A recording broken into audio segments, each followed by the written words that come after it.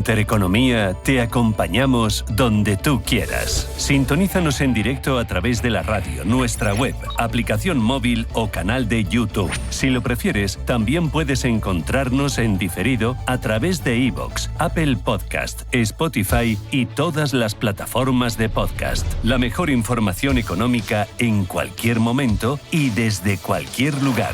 Radio Intereconomía, siempre contigo.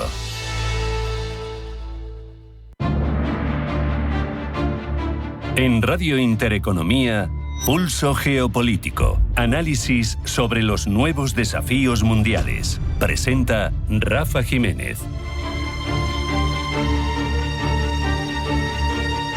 Bienvenidos a Pulso Geopolítico. En Pekín, miles de delegados se reúnen en el Gran Palacio del Pueblo para la sesión anual de la Asamblea Popular Nacional, el Gran Parlamento Formal chino.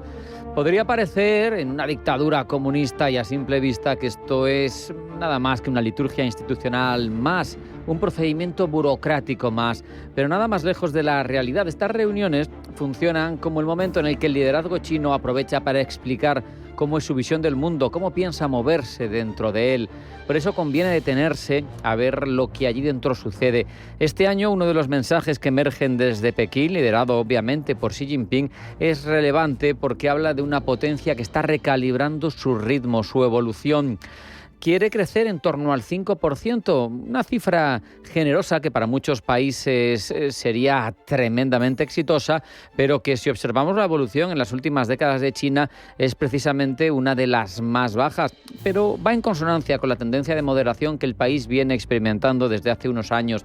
Antes se crecía al 10%, pero eso era una fase de la economía y de la sociedad china distinta, cuando se producía el traspaso masivo de habitantes chinos del campo a la ciudad, se industrializaba a una velocidad vertiginosa. Ahora mismo es distinto, hay un escenario diferente, con una crisis latente y de larga duración como es la relativa al mundo inmobiliario que está allí, con un consumo interno que no despega con la fuerza esperada, pero Pekín intenta pasar de una lógica, por tanto, de crecimiento acelerado, natural, de economías y sociedades que vienen de una situación muy atrasada y que consiguen situarse prácticamente en lo que diríamos son las primeras economías del mundo, las más desarrolladas, y quiere pasar a otra más basada en la estabilidad, en la calidad de su desarrollo y de su crecimiento. Importante apuntar aquí también lo que sucede con el presupuesto de defensa cuando sabemos que China es una de las principales potencias económicas, pero también militar del mundo.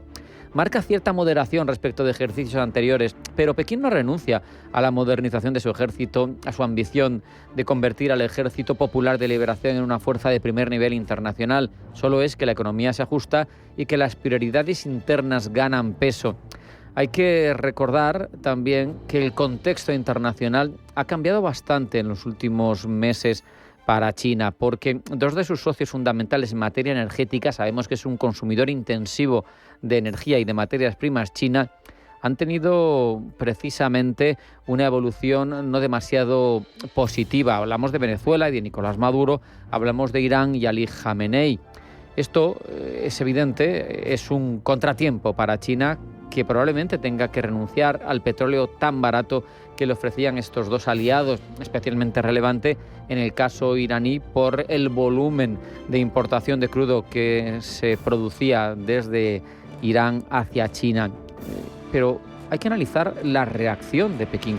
Ha habido protestas diplomáticas, declaraciones en defensa de la soberanía internacional, pero ¿ha hecho algo contra Estados Unidos? No ha hecho nada que pueda interpretarse como una confrontación directa con Donald Trump. Y esa moderación responde a lo que podríamos llamar pragmatismo ideológico del liderazgo chino. Forma parte de su manera de gobernar. ¿Eran dos socios importantes? Sí, pero no eran parte de ese núcleo de intereses que China está dispuesta a defender a cualquier precio. Cuestión de Taiwán, por ejemplo. Para China lo verdaderamente decisivo sigue siendo, en lo geopolítico, mantener una buena relación con Estados Unidos, razonable al menos. Sobre todo mantener también los equilibrios globales en torno al Indo-Pacífico, esa parte del mundo que Estados Unidos ha declarado como su absoluta prioridad en su estrategia de seguridad nacional y que es donde están depositadas las líneas rojas de la propia China. Ya saben, con Taiwán, que legalmente, de jure, es parte de China, pero que de facto no lo es, y que quiere cambiar revertir esa situación el propio régimen de Pekín, liderado por Xi Jinping. Cada vez hay que entender que cada vez que Estados Unidos se involucra profundamente en un conflicto internacional, como está sucediendo ahora mismo, es menos dinero, menos capacidad de atención, menos soldados dispuestos a controlar la situación del Indo-Pacífico, y eso le conviene a China. Eso sí, tiene una derivada negativa. Hay socios que ante esta falta de reacción por parte de Pekín dicen, ¿es verdaderamente un socio fiable? ¿Me va a defender cuando tenga algún problema? En cualquier caso, esto es una cuestión de modelo internacional, el que vienen demostrando Estados Unidos y China durante las últimas décadas. Uno apuesta por la guerra continua y por seguir dominando con bases en todo el mundo, el otro por relaciones económicas, comerciales y tecnológicas. Por eso hay dos derivadas distintas a la hora de entender las relaciones internacionales. Merece la pena, es significativo retomar esa anécdota que tuvieron Jimmy Carter, expresidente de Estados Unidos, con el presidente actual, con Donald Trump. Le preguntó, ¿por qué crees que China ha crecido tanto en las últimas décadas? Antes de que contestara, dijo, ¿tú sabes cuántas guerras ha iniciado China en los últimos 50 años? La respuesta de Carter, obviamente, fue ninguna. Y nosotros nos hemos embarcado en una guerra continua en la que no hacemos más que disipar nuestros esfuerzos económicos, invertir ingentes cantidades de recursos, mientras China concentra sus energías en su propio crecimiento, desarrollo económico, tecnológico, industrial. La historia de China ahora mismo es la de una potencia que sabe que juega con el tiempo a favor, mientras otros consumen sus recursos en conflictos. Por eso las decisiones que está tomando la Asamblea Popular Nacional no hablan solo de China, hablan de cómo va a ser el mundo a futuro. Pekín parece convencido de que la paciencia que lleva a gala esa sociedad china históricamente puede ser su mejor arma. Solo hay que ver cómo estaban hace medio siglo y cómo están ahora. No le queda nada para recuperar el trono mundial, ese que mantuvo el imperio chino durante siglos y que perdieron apenas durante los siglos XIX y XX a manos de potencias occidentales, primero la inglesa y luego la estadounidense. Hay que tomar nota. Vamos a hacer un alto en el camino. A la vuelta, información geopolítica que elabora Blanca del Tronco. No se marchen porque sigue Pulso Geopolítico.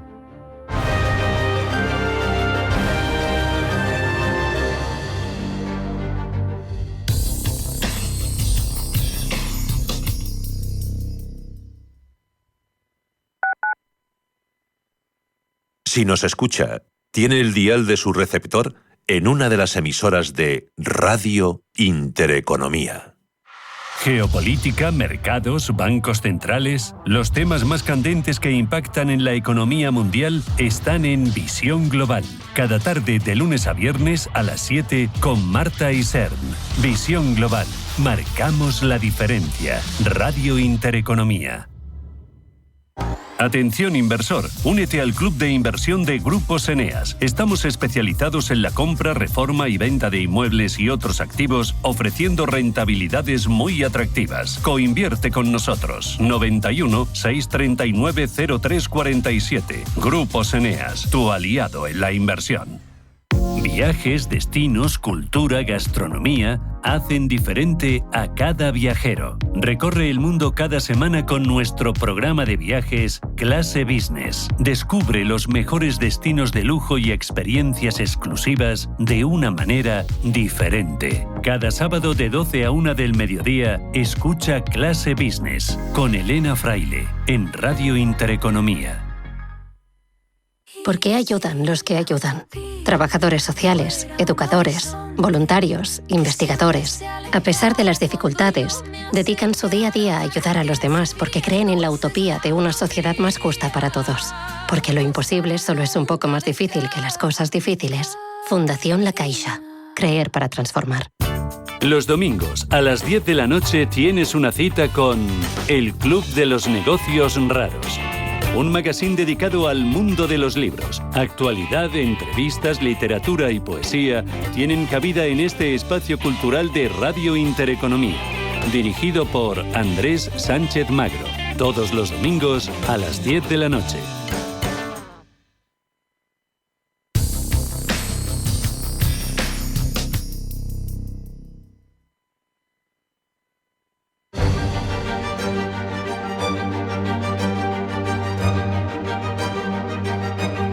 En Radio Intereconomía, Pulso Geopolítico. Presenta Rafa Jiménez.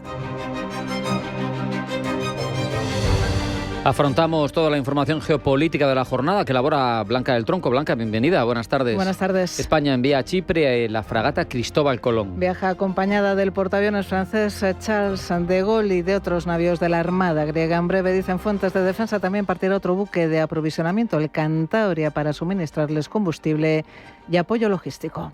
Azerbaiyán acusa a Irán de atacar con drones el aeropuerto de Najicheván. Al menos 2 personas han resultado heridas. Las autoridades de Azerbaiyán aseguran que este ataque constituye una violación de las normas y principios del derecho internacional y sirve para aumentar las tensiones en la región y amenaza con responder. Irán, entre tanto, asegura haber atacado un petrolero de Estados Unidos en el Golfo. Estados Unidos no se ha pronunciado al respecto. Sin embargo, la Armada del Reino Unido ha informado de que un petrolero sufrió una fuga de crudo frente a la costa de Kuwait, donde varios testigos afirman haber oído una fuerte explosión. Irán asegura además que controlará totalmente el tránsito a través del estrecho de Hormuz durante la guerra y que no se permitirá el paso a ningún buque estadounidense, israelí o europeo. Este ataque iraní a un petrolero estadounidense se produce después de que un submarino estadounidense hundiera un buque de guerra iraní en el Océano Índico. Rutte asegura que hay un apoyo masivo de la OTAN a esta guerra. El secretario general de la OTAN, Mark Rutte, ha defendido que existe un apoyo masivo de los países aliados a la guerra lanzada en Irán por Estados Unidos e Israel, a pesar de las críticas expresadas por líderes europeos como el presidente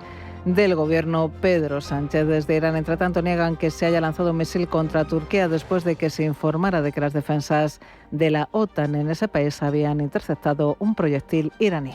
Cuerpo asegura que el gobierno apoya a las empresas con intereses en Estados Unidos. El ministro de Economía asegura que el gobierno está apoyando a las empresas con intereses en Estados Unidos para que sean capaces, dice, de navegar en este contexto incierto. En este sentido, el ministro ha anunciado en declaraciones a la COPE que se abrirán 2 nuevas oficinas comerciales en Boston y Houston. A través de apoyo financiero, inteligencia económica, el apoyo de nuestras oficinas comerciales en Estados Unidos, que lleguen a cada vez más clientes, que garanticen también la línea de suministro en Estados Unidos, los propios importadores. Es a lo que estamos, también por supuesto en contacto con las autoridades americanas. Para que se haga una idea, vamos a abrir 2 oficinas comerciales nuevas, una en Boston y otra en Houston, precisamente para esto, para ayudar a nuestras empresas, a nuestros exportadores, a que se asienten en Estados Unidos. China, entre tanto, recorta su gasto en defensa. Así lo ha anunciado en la reunión anual de su legislativo. Ligero recorte en defensa que baja del 7,2 al 7%, con la cúpula militar bajo mínimos debido a casos de corrupción, aunque sin renunciar a sus pretensiones soberanistas sobre Taiwán. China ha reducido además su meta de crecimiento a entre un 4,5% y un 5% y mantendrá su déficit en el 4%. Nepal celebra elecciones bajo un amplio dispositivo de seguridad. Elecciones que se celebran casi 6 meses después de las protestas de la generación Z que dejaron más de 70 muertos y provocaron la caída del gobierno de Sarmaoli. Y Daniel Noboa rompe relaciones con Cuba. El presidente de Ecuador ha abierto un nuevo frente internacional en su política exterior a romper relaciones diplomáticas con Cuba, como ya ocurre con Venezuela, México y Nicaragua, a la vez que sostiene una guerra comercial con Colombia.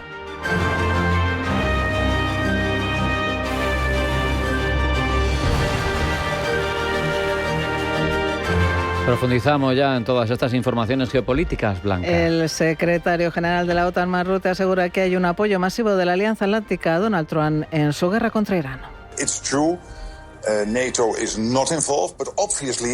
cierto, dice que la OTAN no está involucrada, pero obviamente los aliados apoyan masivamente las acciones del presidente y también están facilitando las acciones de Estados Unidos en la región, eliminando la capacidad nuclear de Irán y, por supuesto, su capacidad misilística. Rutte asegura además que la OTAN está alerta, pero evita dar detalles sobre si activará el artículo 5 de su tratado. Por buenas razones, dice, siempre mantendremos una postura ambigua sobre cuándo se activa el artículo 5 y si se activa siempre le informaremos de inmediato a todos, pero mantenemos la ambigüedad porque no queremos que nuestros enemigos, nuestros adversarios, se enteren. Estas declaraciones de Rutte mostrando el apoyo total de la OTAN a Donald Trump se producen en un momento en el que el gobierno español mantiene su negativa a involucrarse en el conflicto. Ernest Urtasun, ministro de Cultura. Rotundamente no. Creo que ayer el ministro de Exteriores fue tajante.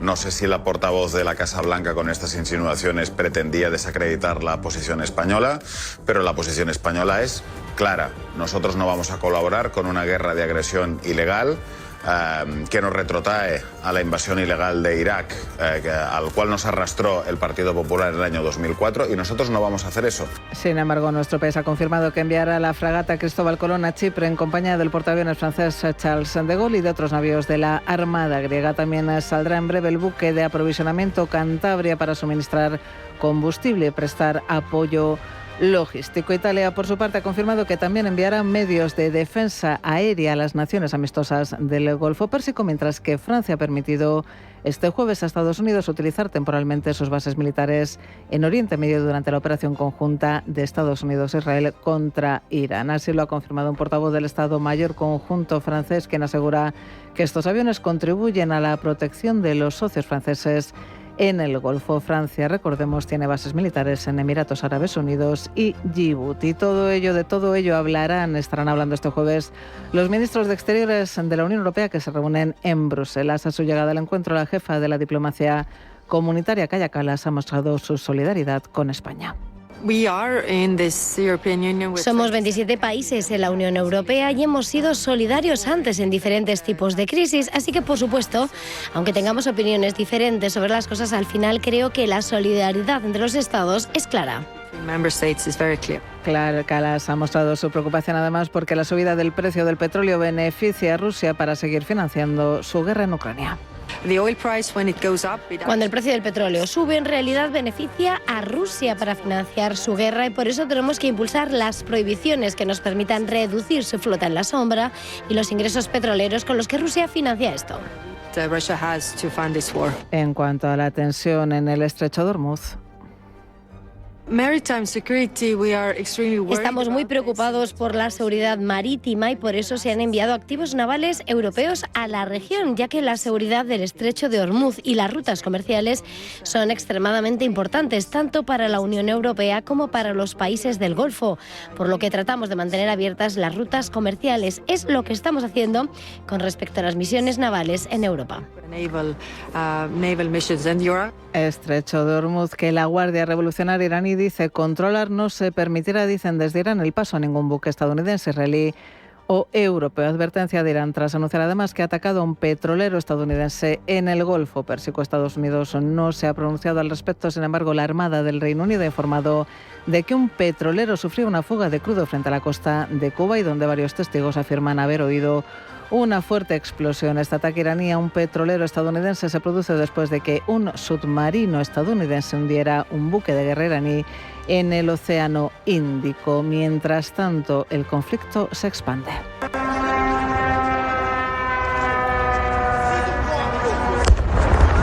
Este era el momento en el que 3 drones iraníes impactaban contra la terminal de pasajeros de Nakhchivan, en Azerbaiyán. Al menos 2 personas han resultado heridas. Las autoridades de Azerbaiyán aseguran que este ataque constituye una violación de las normas y principios del derecho internacional y sirve para aumentar las tensiones en la región y amenaza, por tanto, con responder. Y Donald Trump califica el progreso militar estadounidense con un 15 en una escala del 1 al 10. Se muestra optimista sobre el avance de la guerra, asegurando que está yendo muy bien y rápido. Con ello genera buenas expectativas sobre uno de los asuntos que más se preocupa en torno al conflicto, su duración. Cuanto más se alargue, más riesgo hay de que la economía global colapse. Trump ha avanzado que cree que podría durar unas semanas más, pero ¿y si se les fuese de las manos? ¿Hasta qué punto Washington puede controlar el tiempo del conflicto? ¿Lo habrá calculado todo correctamente? Pablo Llanones. En el momento en el que Trump inició el conflicto debía tener claro algo, que sofocar las capacidades del régimen iraní no sería tan efectivo como descabezar al chavismo.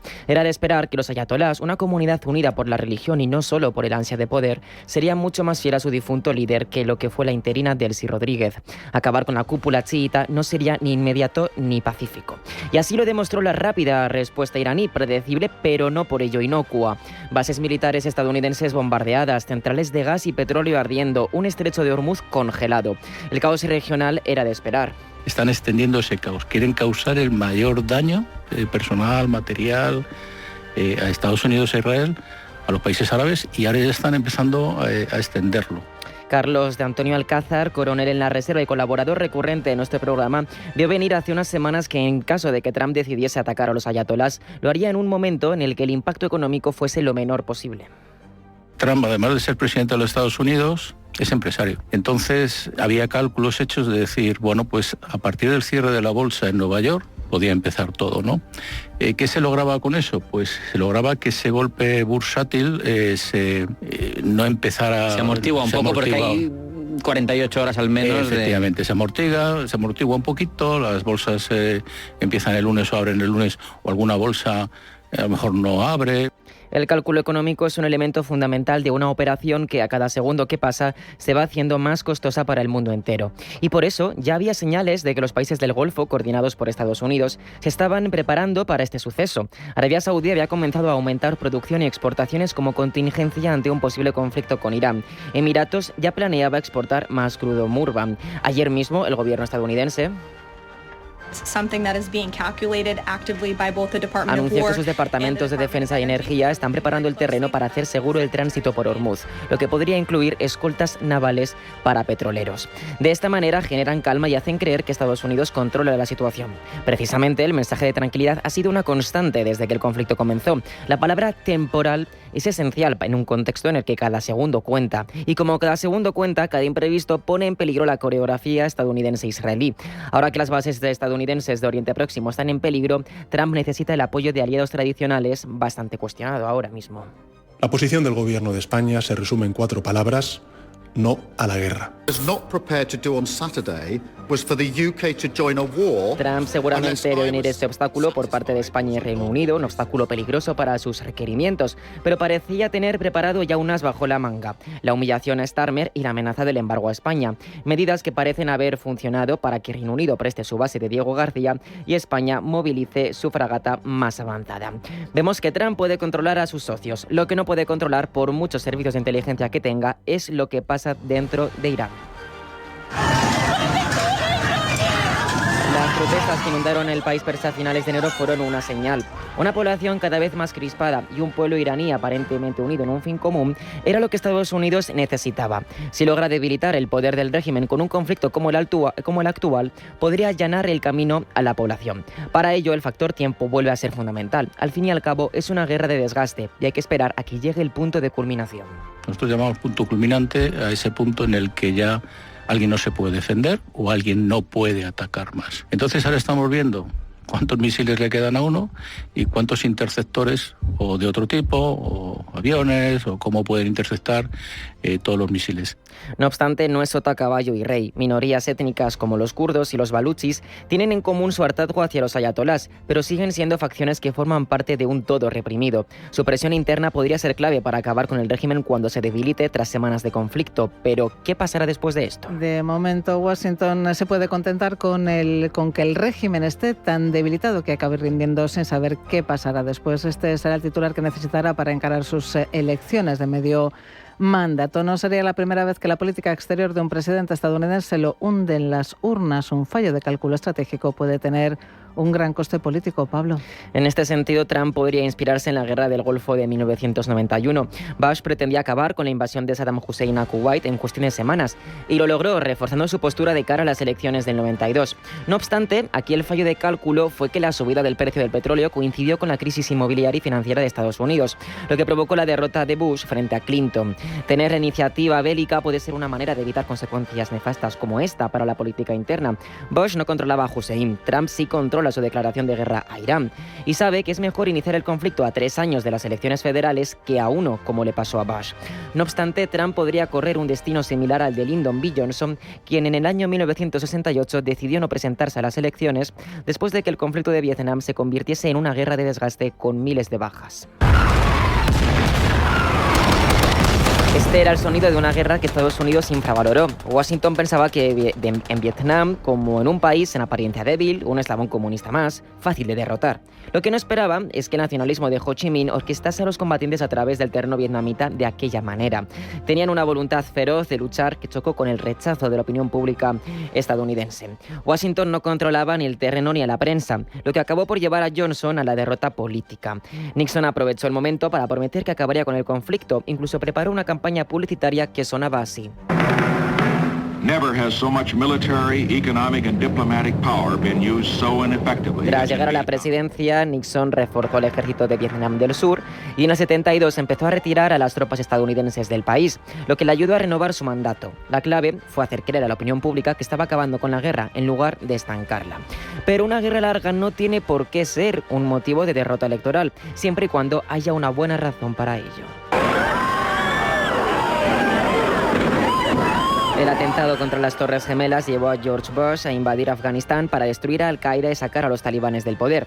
Su objetivo inicial se cumplió rápidamente. El problema fue la ambición de Washington. La Casa Blanca pretendía instaurar una democracia en Afganistán y crear un estado centralizado en Kabul. Ignoraba la estructura tribal fragmentada del país centroasiático y la resiliencia de los talibanes, que se reorganizaron en Pakistán. Puede que hubiese caído el gobierno, pero no el movimiento talibán, que unido por la ideología religiosa y antiestadounidense, aprovechó la geografía a su favor para atacar al nuevo gobierno que Washington había establecido. Estados Unidos no vio venir ni la resiliencia de los talibanes ni la debilidad del gobierno de Kabul, dependiente del exterior, corrupto, creado desde fuera y no desde dentro, incapaz de controlar las provincias de un país que estaba fragmentado por las etnias. Esta situación recuerda inevitablemente a Irán. Las opciones que tiene Washington es que tras la caída del régimen, las distintas facciones étnicas logren crear un gobierno conjunto, al estilo iraquí. En este caso, estaba más basado en el sectarismo que en las etnias. Pero recordemos que en el caso de Irak, la violencia sectaria fue un paso en el proceso y casi 20 años después seguimos sin poder hablar de un gobierno democrático estable e independiente.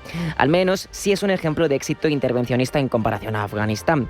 ¿Es Irak, por tanto, lo mejor a lo que pueden aspirar ahora mismo los iraníes? O mejor dicho, ¿es lo mejor a lo que puede aspirar un Occidente interesado en controlar Irán y un presidente interesado en ganar las próximas elecciones? Y en China, celebración del evento político anual más importante del país, la Asamblea Popular Nacional, donde se han anunciado varias decisiones y prioridades clave para este 2026 y los próximos años. Gemma González. El gigante asiático muestra signos de agotamiento económico. Esto es al menos lo que deja ver la perspectiva de crecimiento económico para este año que ha fijado el primer ministro chino Li Qiang. Un crecimiento económico que fija entre el 4,5 y el 5% para 2026, el nivel más bajo desde principios de la década de los 90, en un contexto de presiones deflacionistas persistentes y tensiones comerciales con Estados Unidos. Esta meta se ha presentado durante la reunión anual de la Asamblea Popular Nacional y supone un recorte frente al objetivo del 5% que Pekín había mantenido durante los 3 últimos años. Mariano Valderrama Vaca es responsable de análisis macro de Intermoney. En un momento en el cual China, por ejemplo, quiere controlar su ratio deuda sobre PIB, es una manera bastante lógica de crecer sin necesidad de coger y llevar amplios estímulos adelante. Su objetivo siempre ha sido contener la deuda y con estas cifras es una clara declaración de va a tener ese objetivo en el punto de mira principalmente. China ha anunciado además que recorta su gasto en defensa, que baja del 7,2 al 7%, con la cúpula militar bajo mínimos debido a casos de corrupción, aunque sin renunciar a sus pretensiones soberanistas sobre Taiwán. Durante su discurso oficial, Pekín ha reiterado el principio de una sola China y ha advertido de que combatirá el separatismo de Taiwán. Junto a esto, el gigante asiático ha subrayado varias prioridades estratégicas para el futuro, como la autosuficiencia tecnológica, especialmente en chips e inteligencia artificial, el impulso al consumo interno y las políticas para aumentar la natalidad. El contexto político también ha estado muy presente en medio de una campaña anticorrupción y la purga de altos mandos militares y poniendo un mayor énfasis en la lealtad al liderazgo de Xi Jinping. El liderazgo de Xi intenta proyectar la imagen de que China puede ser un pilar de estabilidad frente a guerras, tensiones comerciales y crisis económicas. Por eso, en sus discursos, las autoridades chinas han defendido el comercio global, evitando bloques económicos cerrados y manteniendo las cadenas de suministro estables, mensajes con los que atraer a países del sur global que desconfían del liderazgo occidental. Sin embargo, y aunque es importante el poder real en China, no se encuentra en la Asamblea Nacional Popular, sino en el Partido Comunista. En la práctica, el Parlamento chino suele ratificar decisiones que ya han sido tomadas dentro del partido, que es el verdadero núcleo de poder en China. Dentro del Partido Comunista existen varios niveles, un comité central compuesto por 200 figuras del partido y que se reúne solo unas pocas veces al año, el Politburó, del que forman parte unos 25 miembros y que dirige las grandes decisiones políticas, y el Comité Permanente del Politburó, que es el núcleo real de poder con solo 7 dirigentes. El líder de este grupo es Xi Jinping, que concentra 3 cargos fundamentales: secretario general del partido, presidente de la República y jefe de las Fuerzas Armadas. Las decisiones estratégicas se discuten, por tanto, dentro del Comité Permanente del Politburó, luego se amplían al Comité Central y finalmente se presentan ante la Asamblea Popular Nacional, que las aprueba formalmente. Y aunque la Asamblea no decide nada, las sesiones anuales siguen siendo relevantes porque revelan las prioridades políticas de liderazgo, anuncian objetivos económicos y militares y permiten, eso sí, observar equilibrios de poder dentro del partido.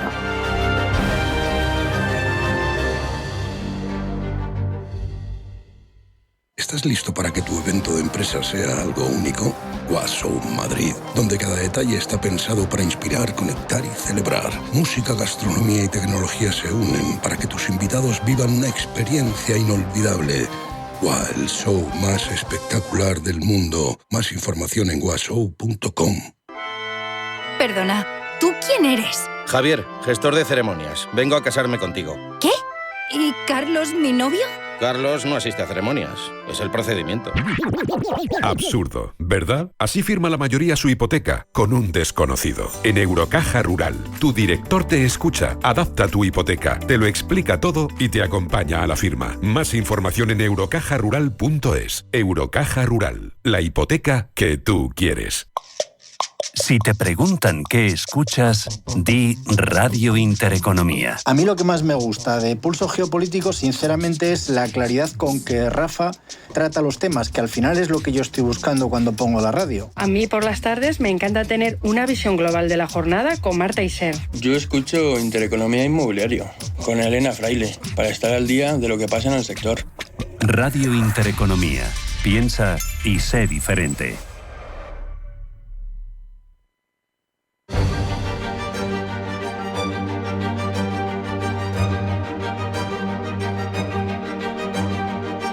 En Radio Intereconomía, Pulso Geopolítico. Presenta Rafa Jiménez.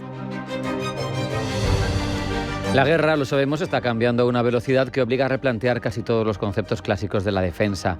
Inteligencia artificial, drones autónomos, control del espectro, grandes radares, la capacidad industrial para producir tecnología a gran escala configuran una nueva realidad, un nuevo campo de batalla. La superioridad ya no solo depende de plataformas sofisticadas, también depende de capacidades para desplegar sistemas inteligentes, para hacerlo de forma masiva.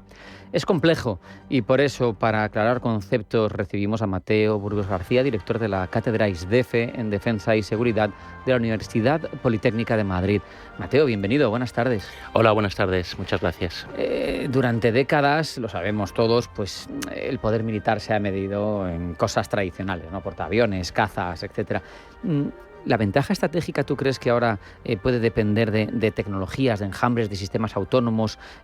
¿Esos enjambres de sistemas autónomos son tan avanzados que tú los ves como determinantes en todo esto? ¿O estás viendo implementación en los escenarios donde estamos viendo que hay ahora guerras en marcha de tecnologías que al final en otra época no se tenían y que están a la vanguardia de lo que vosotros trabajáis?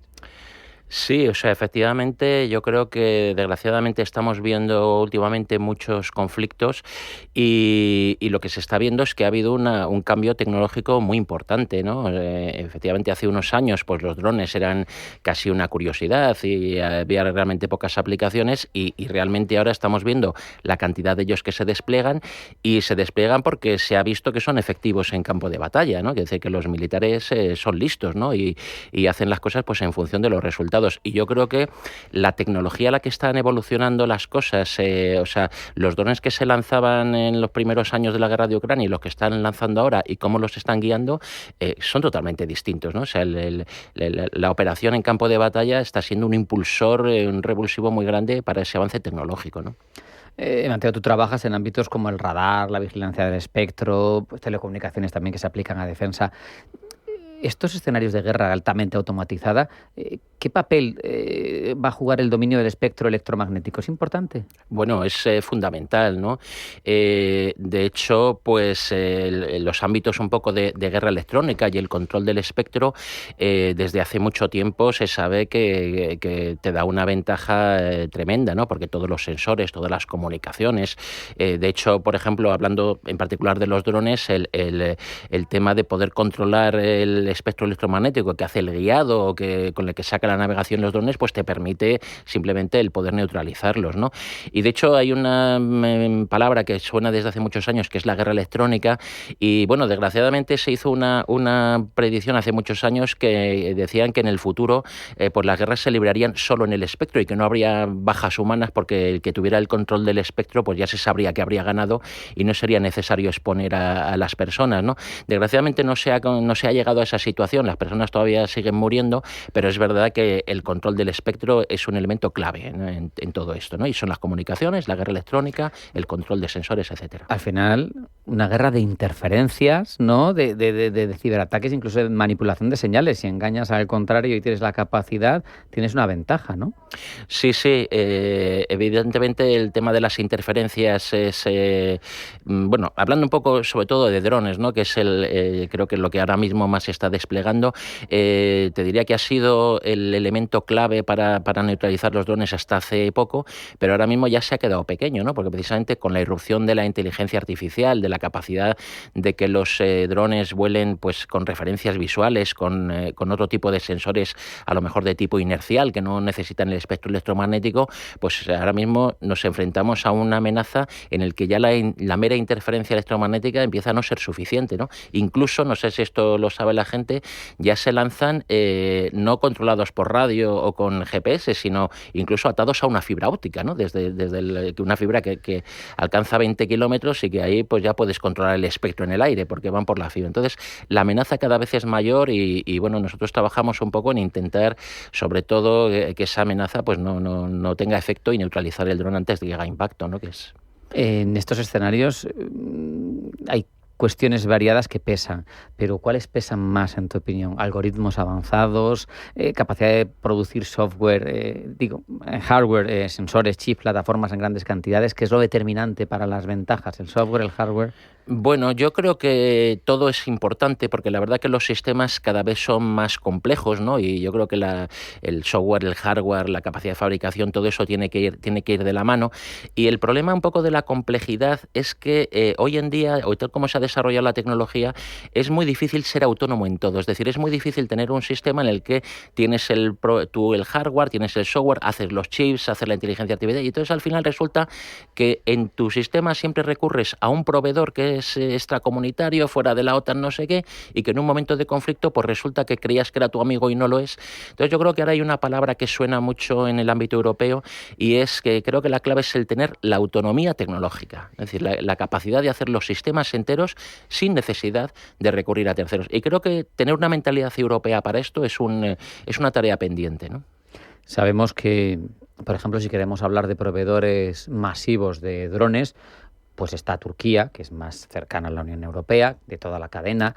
Tenemos Irán, que bastante tiene con lo suyo ahora, pero que ha sido un referente.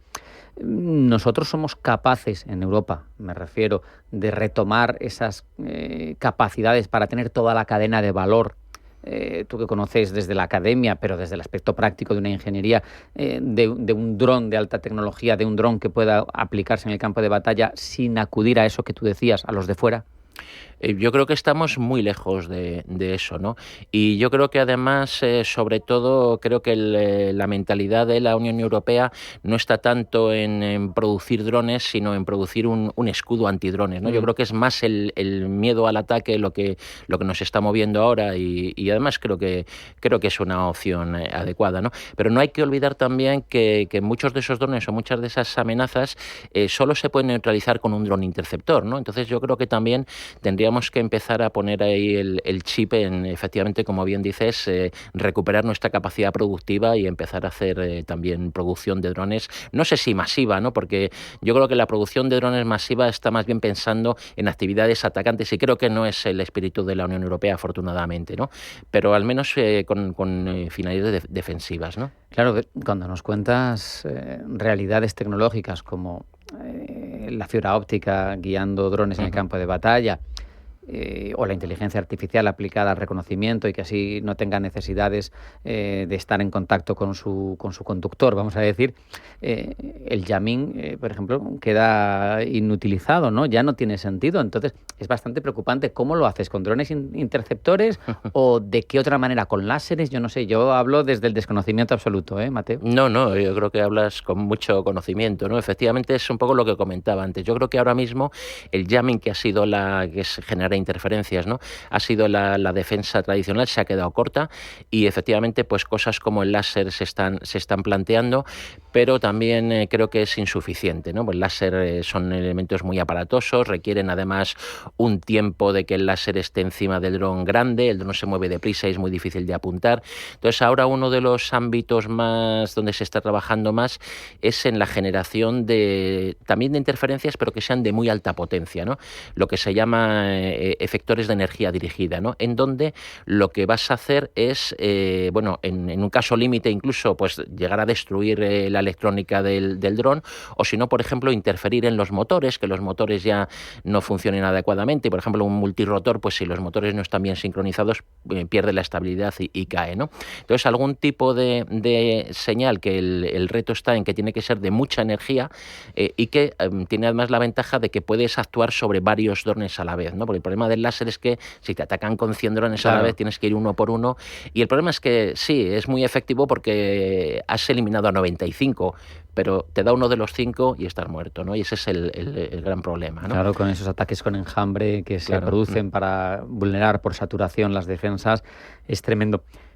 Querría que tocáramos, si es factible, otros aspectos también relevantes de la tecnología.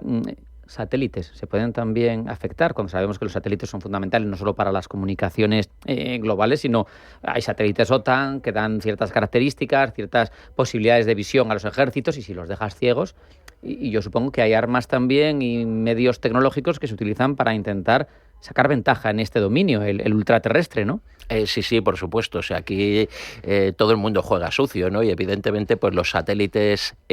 Primero los satélites GPS, ¿no? Para la navegación, que juegan evidentemente a interferirlos también, pero también los satélites de comunicaciones, ¿no? Es evidente que es un activo fundamental. La información es fundamental en los conflictos de hoy en día y basarlo en satélites es muy importante, ¿no? Y bueno, me alegro que me hagas esta pregunta porque precisamente en España pues se ha lanzado un satélite hace muy poquito tiempo, ¿no? Allí desde el continente americano, ¿no? Que realmente es un lujo, ¿no? Es un satélite tremendamente avanzado precisamente para este tipo de ataque que tú dices, en el que efectivamente un posible país hostil o enemigo pues juegan a mandarte una interferencia y no utilizarlo, ¿no? Y creo que estamos a la vanguardia, yo creo que mundial, ¿no? Con este lanzamiento reciente de este activo español, ¿no? Radares, que nos parecen más antiguos, porque hemos visto radares en las películas desde hace muchos años, pero que pueden ser tan complicados como ese que se han cargado los iraníes en una base, no sé si es en Qatar, el FP-132, que vale $1.000 millones y que alcanzaba 5.000 kilómetros de cobertura casi. Y claro, eran ojos, era protección para el ejército de Estados Unidos. ¿Cómo pueden conseguir eso los radares? También son claramente entonces objetivo de destrucción en una guerra porque son fundamentales. Sí, bueno, como comentábamos hace un momento, la información es un activo fundamental y los radares o en general los sensores pues son los elementos que te van a dar esa información, ¿no? Y claro que son objetivo, ¿no? Además los radares tienen una debilidad intrínseca, y eso que yo trabajo en radares, pero tienen una debilidad intrínseca, y es que tienen que emitir una señal para poder ver a su objetivo, ¿no? Entonces esa emisión de esa señal pues delata su presencia, y entonces automáticamente, por ejemplo, los drones estos de Irán tan conocidos, los Shahed-136, por ejemplo, llevan un sensor que detecta la presencia de una radiación de un radar, y entonces tienen la capacidad, digamos, de dirigirse hacia esa fuente de emisión, ¿no? Entonces, bueno, pues evidentemente se hacen un montón de cosas, y en el campo de batalla hay un montón de radares, unos tan aparatosos y tan grandes como este que has mencionado, pero algunos súper pequeños, de corto alcance, y todos trabajan de manera común, ¿no? Y, por ejemplo, pues una historia importante de los radares, un activo importante, es el poder estar trabajando de manera más o menos silenciosa, ¿no? Que bueno, yo no sé si son radares estrictamente hablando, pero esos aviones, los AWACS, que llevaban arriba esa especie de antena, permíteme lo rústico de la descripción. Es una antena. Eso es fundamental también, ¿no? Porque en este caso incorpora movimientos, son más difíciles de... ¿no? Sí, digamos que esos elementos entran en lo que hablábamos antes un poco de la guerra electrónica, ¿no? Entonces, todos estos elementos lo que hacen es hacer una vigilancia del espectro, de cómo es el ambiente electromagnético y de alguna manera pues tratar de identificar esas señales que hay en el aire, si son amigas, si son enemigas, si son hostiles, si son peligrosas, de dónde vienen. Entonces, con toda esa información, pues es lo que de alguna manera se recopila para luego hacer un ataque electrónico o tomar una decisión o evadirse o lo que sea. Digamos que son parte esencial de ese despliegue, digamos, de guerra electrónica y de control del espectro que comentábamos antes, ¿no? Nos contabas lo orgulloso que estás, o que tenemos que estar todos, por ese satélite que nos permite unas capacidades, etcétera, en España, que estamos a la vanguardia. Háblanos del nivel de lo que hacéis en la Cátedra ISDEFE de Seguridad y Defensa en la Politécnica. Lo que se pueda, porque esto igual hay cosas restringidas. No, realmente no. La verdad que las cátedras Universidad Empresa, aunque ahora están un poco denostadas, creo que son un instrumento fantástico, ¿no? Para poner en común la investigación de la universidad y digamos, el emprendimiento empresarial. Y bueno, no voy a hablar de lo que se hace en particular en la Cátedra ISDEFE, voy a hablar en general lo que se hace por los tecnólogos españoles, ¿no? Y por las universidades y las empresas, y es de primer nivel, ¿no? O sea, yo creo que no cabe duda de que la capacidad tecnológica de nuestros ingenieros y de nuestras empresas es muy alta, y lo que nos falta sobre todo pues es músculo, ¿no? Es tener pues suficiente financiación, suficiente personas, ¿no? Ahora tenemos una preocupación muy grande, digamos, en el ámbito de la ingeniería en general, por lo que llamamos la falta de talento, ¿no? Que no es que no tengamos talento, es que lo que nos falta son vocaciones de ingeniería, ¿no? Ahí la ingeniería ha perdido un poco de buena prensa a lo mejor en la sociedad, porque la gente piensa que son carreras muy duras, que no estás preparado y no sé qué, y son carreras tremendamente agradecidas y que producen carreras profesionales muy satisfactorias y que luego pues se pueden aplicar en muchísimos ámbitos, ¿no? Y yo animo a que haya un interés de la sociedad por la tecnología y que la gente se anime a estudiar ingeniería porque hace falta, ¿no? Porque la ingeniería es transformadora de la sociedad y mejora la calidad de vida de la gente, ¿no? Con ese mensaje nos vamos a quedar en positivo, además, porque nos beneficiará a todos, a los que la estudien, porque tendrán mejores carreras y cobrarán más, y al resto de la sociedad porque tendremos mejor nivel y tendremos capacidad de responder a esos desafíos que hemos planteado. Están sobre la mesa y no van a desaparecer de un día para otro. Así que no podemos más que agradecer a Mateo Burgos García, que es director de la Cátedra ISDEFE de Seguridad y Defensa de la Universidad Politécnica, su presencia aquí. Mateo, muchas gracias. Un abrazo. Hasta la próxima. Bueno, muchas gracias a vosotros por invitarme y por pues permitir un poco dar también ese mensaje que creo que es importante final. Adiós. Gracias.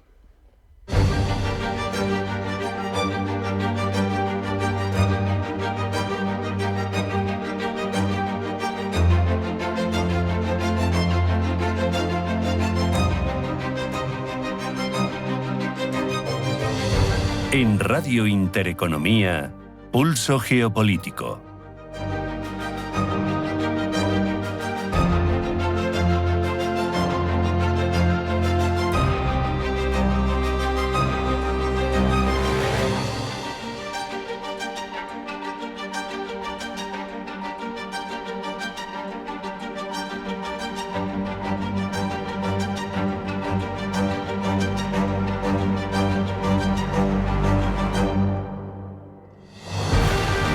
La frontera entre Pakistán y Afganistán vuelve a tensionarse. Nos recuerda algunas de las fracturas más profundas de la geopolítica actual, que han nacido hace tiempo, por cierto. Recientes ataques en Islamabad, respuestas desde territorio afgano, fases de inestabilidad en una región donde hay rivalidades históricas, actores nucleares y grandes intereses estratégicos. De todo ello hablamos ya con Amin Lejarza de Bilbao, analista internacional. Amin, bienvenido, buenas tardes. Muy buenas tardes, Rafa. Un placer siempre. Un placer mutuo. Quiero preguntarte por esos ataques que hemos visto recientemente, que vienen produciéndose ya desde hace unos días. ¿Te parece tan preocupante como para analizarlo en un escenario que podría escalar? Porque sabemos que es asimétrica la relación de poder, pero al final están enfrentándose. Efectivamente es asimétrica porque hablamos de una potencia nuclear con una potencia no nuclear, pero también hablamos de dos ejércitos en el cual uno está muy bien entrenado en lo que viene a ser la guerra de guerrillas, como es el ejército talibán, un ejército entrenado además por los servicios de inteligencia pakistaníes, el ISI, no confundir con el ISIS, por favor. En este sentido, un ejército que fue en su momento una guerra proxy que tenía Pakistán con dos de sus máximos enemigos, que es los gobiernos democráticos que han podido darse en Afganistán y con, evidentemente, la India, ¿no?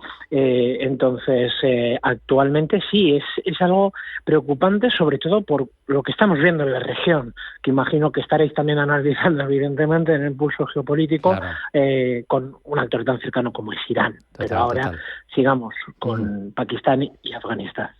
Es un efecto boomerang cuando se juega estas cosas, que se lo digan a Estados Unidos y a tantos otros países, al final sales escaldado lo que le está pasando a los pakistaníes con los talibanes. Pero en el fondo del conflicto, permíteme remontarme en el tiempo, porque también hay que entender las cuestiones históricas. Tenemos la línea Durand, siglo XIX, dividió al pueblo pastún entre dos países, una frontera artificial más. ¿Hasta qué punto este tipo de actividades estamos pagándolas hoy en día porque se hicieron mal en su momento? La estamos y seguiremos pagando por siglos, y esto es así de duro decirlo, o sea, no es que sea ni ser tremendista ni ser exagerado, la pagaremos por siglos porque es separar pueblos. Hemos separado un pueblo, como bien indicabas, que es el pueblo pastú, un pueblo que se encuentra efectivamente entre ambos países, Pakistán y Afganistán, un pueblo en el que hay familias, un pueblo en el que prosiguen familias. Después de siglos, después de 2 siglos hablando de que hay familias que mantienen y se sienten evidentemente sus lazos consanguíneos, sus cuestiones étnicas fuera de las religiosas o al margen de las religiosas, de correlación, de convivencia, y lo vemos por algo que imagino que iremos indagando en ello, en el grupo talibán, que hablamos del grupo talibán como ahora los gobernantes, ¿no? Dictatoriales en Afganistán, pero también con un grupo talibán pakistaní, ¿no? Que este segundo no se conoce. Entonces, y esto también nos provoca el entender, ¿no? Al final, el punto de, ¿por qué se produce este grupo o por qué existe este grupo talibán pakistaní? ¿Son distintos a los afganos? No, simplemente es que hay que entender que los talibán son de mayoría pastú.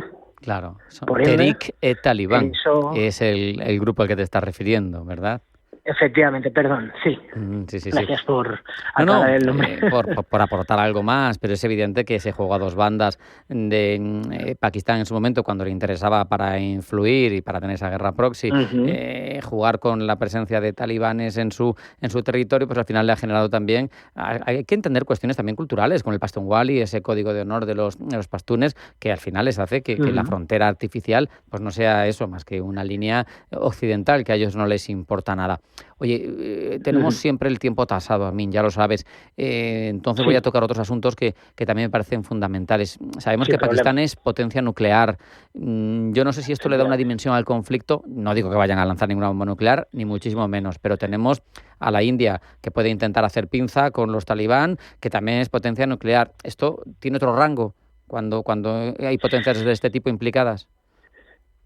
Sí, por supuesto, pero es que podríamos añadir que tenemos a Rusia con intereses, puesto que Rusia no quiere a un Pakistán desquebrajado para que no haya terroristas yihadistas, por ejemplo, del ISIS Jorasán yendo hacia sus fronteras, o tenemos a China con intereses económicos, claro, una vez más, en Pakistán, que tampoco quiere y es potencia nuclear, o tenemos a un Irán que no quiere ver un descalabro bueno, ya en la situación que se encuentra Irán, poca gente querrá, con todos los respetos al pueblo iraní, pero poca gente querrá migrar hacia Irán en estos momentos, pero también es una posibilidad para muchas personas fronterizas, tanto de Afganistán como de Pakistán, el poder plantearse, sobre todo de Afganistán en este caso, migrar hacia Irán por estar o por sentirse en una mejor situación. Es decir, al final sí, es una clave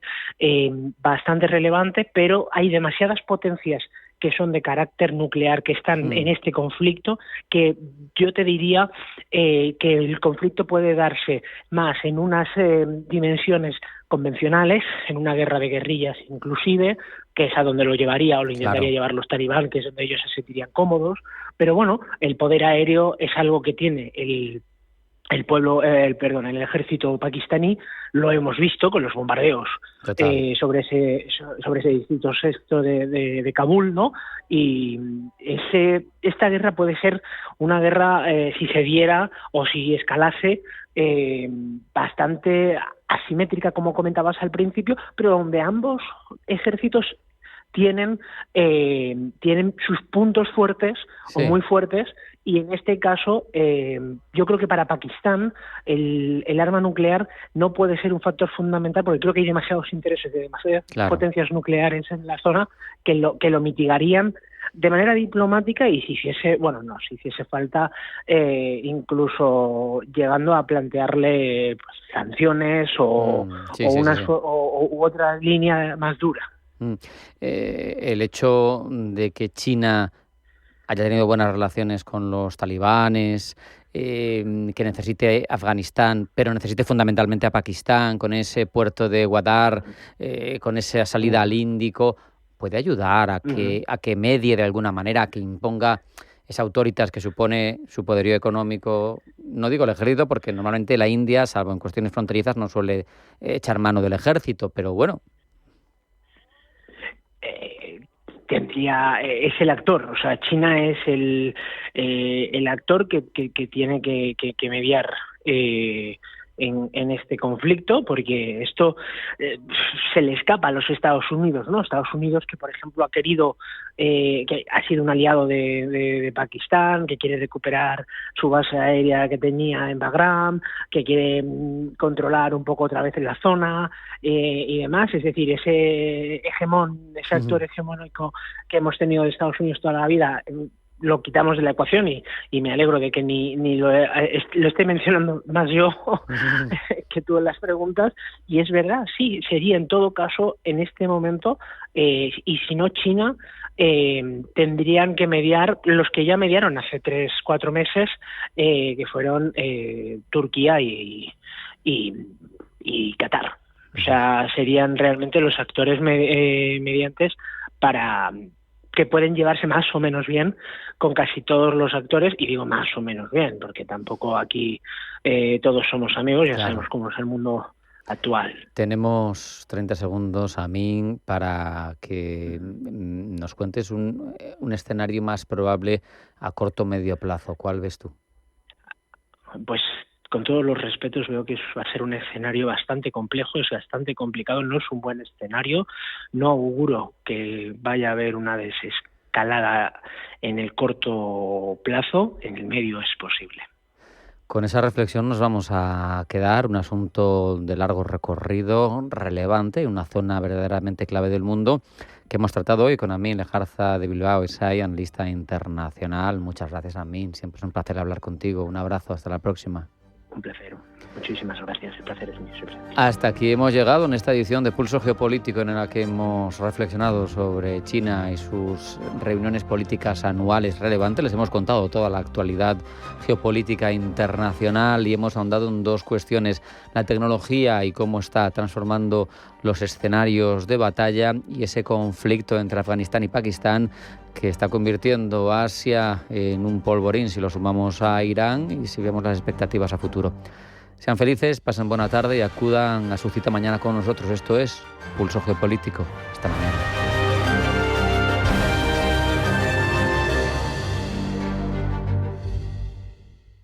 España va a ser el país más longevo del mundo. La cuestión es cómo vamos a vivir esos años de más.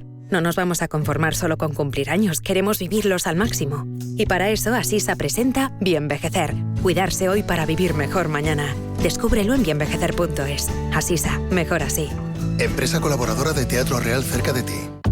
¿Sabías que, en Gran Hotel Inglés, el salón privado de la planta baja debe su nombre a una de nuestras clientas más especiales? La novelista Virginia Woolf, escritora referente del modernismo vanguardista del siglo XX y del feminismo internacional. GranHotelInglés.com, tu hotel de lujo en Madrid.